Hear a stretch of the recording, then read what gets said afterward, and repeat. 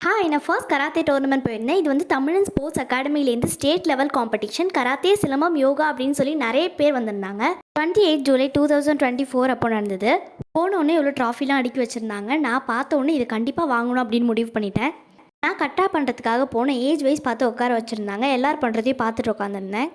நான் ரொம்ப நேரத்துக்கு அப்புறம் தான் போனேன். அதனால் முன்னாடி செஞ்சவங்க எல்லாரையும் பார்த்து என்னென்ன பண்ணுறாங்க, எப்படிலாம் பண்ணுறாங்கன்னு பார்த்து கவனிச்சிட்டு இருந்தேன். இந்த உட்காந்துருக்கேன் பாருங்கள், போனி டெயில் போட்டு. கொஞ்ச நேரம் அங்கே தான் உட்காந்துருந்தேன். அதுக்கப்புறம் கூப்பிட்டு ஒரு ஃபார்ம் கொடுத்தாங்க.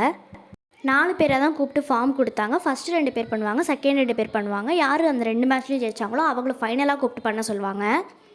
3rd ப்ரைஸ் வந்து ஃபைனலுக்கு முன்னாடி ஒரு செகண்ட் மேட்ச் வச்சாங்கல்ல, அதில் யார் ரன்னரப்போ அவங்களுக்கு 3rd ப்ரைஸ் கொடுத்துருவாங்க. 3rd ப்ரைஸ் வந்து கொஞ்சம் குட்டியாக இருந்தது.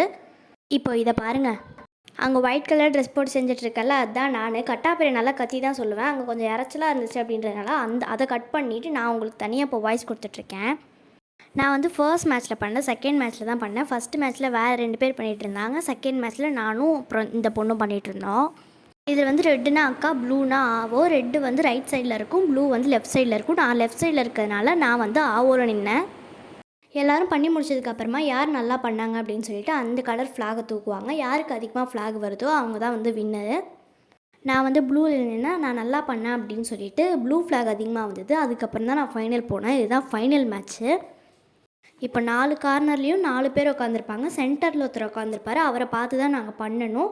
எந்த கலர் கொடி அதிகமாக தூக்குதோ அந்த கலர் தான் வின்னு, அந்த பர்சன் தான் வின்னு, போய் ப்ரைஸை வாங்கலாம். எனக்கு நம்பிக்கையே இல்லை. அப்பாவும் அம்மாவும் என்கரேஜ் பண்ணிட்டே இருந்தாங்க. எல்லாத்தையும் முடிச்சதுக்கப்புறம் இது என்ன பிரமாதம், இதை விட ஸ்பெஷலைட்டாக ஒன்று இருக்குது. அதுதான் இது. செஞ்சு வாங்கினது நான், அவனே வாங்கின மாதிரி என் தம்பி போஸ்ட் கொடுக்குறான் பார்த்தீங்களா. வீட்டுக்கு வந்ததுக்கப்புறம் அதை சாமி வீடத்தில் வச்சு அழகு பார்த்தேன். சூப்பராக இருந்துச்சு. பாய் பாய்.